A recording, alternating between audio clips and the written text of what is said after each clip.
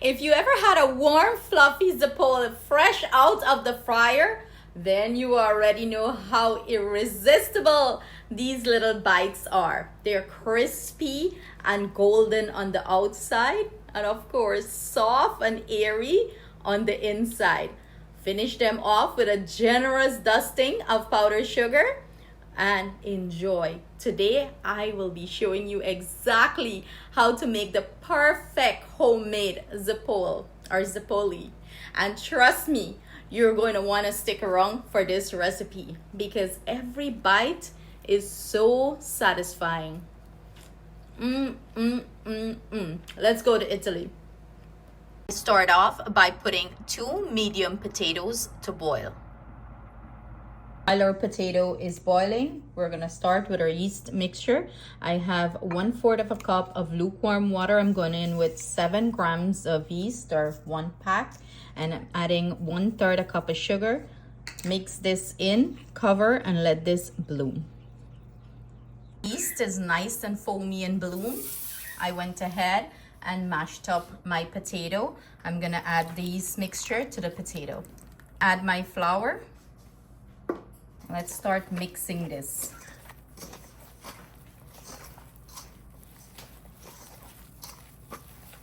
And I can't forget my salt. About 1/2 teaspoon of salt.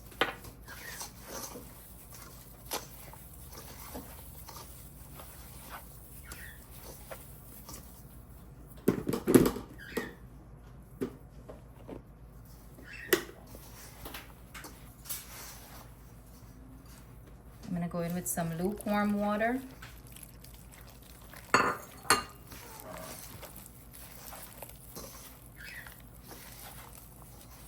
Now this is the consistency we're looking for my Guyanese people. It's like a bara consistency. I'm going to cover this and let it poof for about 1.5 hours before we proceed to the next step. This is what the batter is looking like. It doubled nicely in size. Now we're going to proceed to start frying it up. So here I have some oil heating up, and I'm gonna put some oil on my hand. Like if you're frying bara in the sense, I'm gonna pick up some of this batter. I'm putting a hole in the middle and I'm dropping it in. I'm doing medium to low heat for the oil. You want this to fry up nice and golden brown, and the hole in the middle ensures that it's cooked, nicely. You keep adding oil to your fingertips. You just scoop and you drop. And these, have a nice rustic shape to it. Again, it reminds me of Guyanese bara. Do not overcrowd your pan. The ones that achieve a beautiful golden brown color, go ahead and flip it over. And we're gonna fry it until all of them have that nice beautiful color. Then we're going to remove it and set it on a pan lined with paper towel so you can get rid of the excess oil.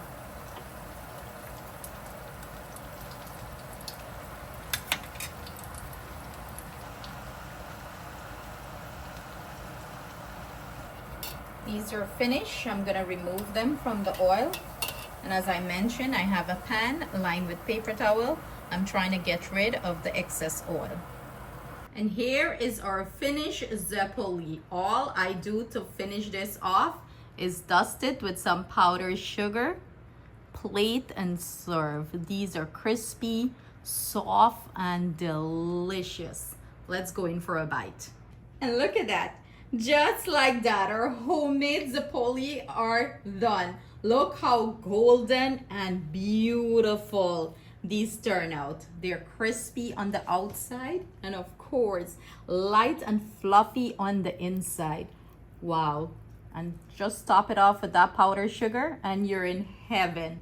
If you enjoy this recipe, don't forget to give the video a thumbs up, and of course subscribe to the channel and turn on your notification bell so you never miss a recipe. And if you try these zappole, leave a comment below and let me know your thoughts on how they turn out. Thank you so much for joining me in today's recipe. Stay blessed, Stay safe and see you guys soon with another amazing recipe.